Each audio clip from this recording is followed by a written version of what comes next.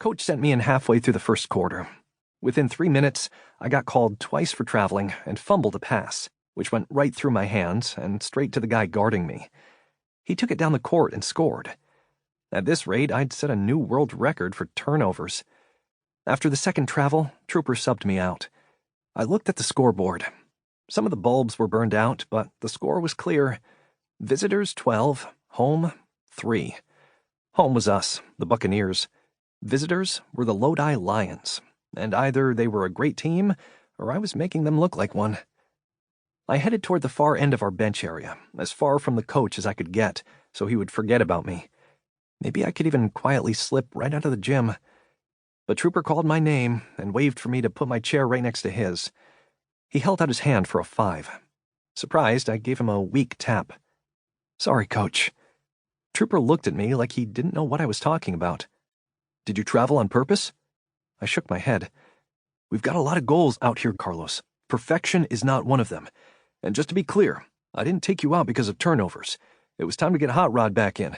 We've only got 7 players. I like to keep everyone fresh. Also, that was a great pick you set for Haley." I hung my head, but Trooper pointed at the court and said quietly, "The game's out there, not down on the floor." I looked up just in time to see the Lions score, thanks to my gift of a turnover. Their number 6 guy, really quick, dribbled around Hot Rod and drove in for a wide-open layup. That hurt, because it was on me.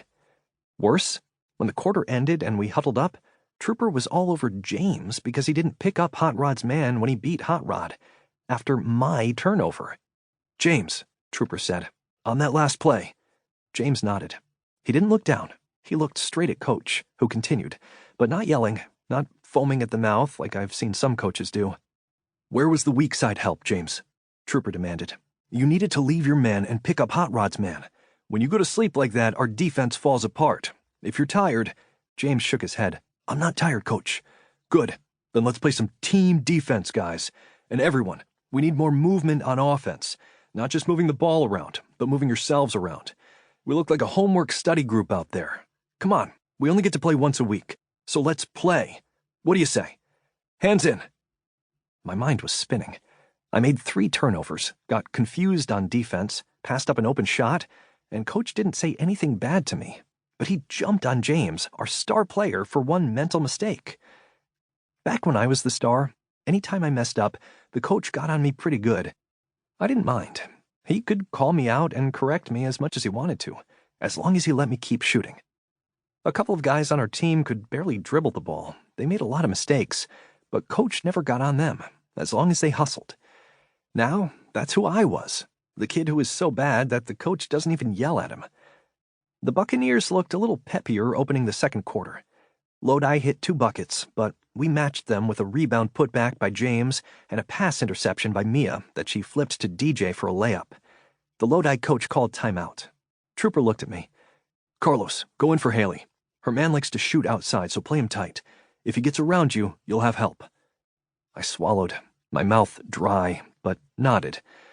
Trooper clapped his hands once and said, "Play hard. That's all I ask. Keep doing that. And have fun." As I rolled onto the court, one of the Lodi kids pointed up at a broken window pane high above one of the baskets. A big piece of cardboard was taped over the hole. "The ancient Colosseum in Rome is in better shape than this place," he said to his teammate, and they laughed. That made me mad. I was the new guy, not even on the team, and I knew that the palace was a dump. But who were they to make fun of our gym? Trooper had told Rosie and me that 4 years earlier, there hadn't been any wheelchair basketball for kids below high school age in our city, or even in our entire county, because there just weren't any gyms available. But the people at BARD, which stands for Bay Arts and Recreation for Disabled, heard about the Earl C. Combs Armory, which was being used by the city to store old construction equipment. That palace neon sign over the door was left over from the 70s, when the armory was turned into a concert hall named the Punk Palace, but somebody stole the first word in the sign. BARD got permission to use the armory. Trooper found an old wooden court in a warehouse 300 miles away, trucked it back to Bay City, and pieced it together at the palace.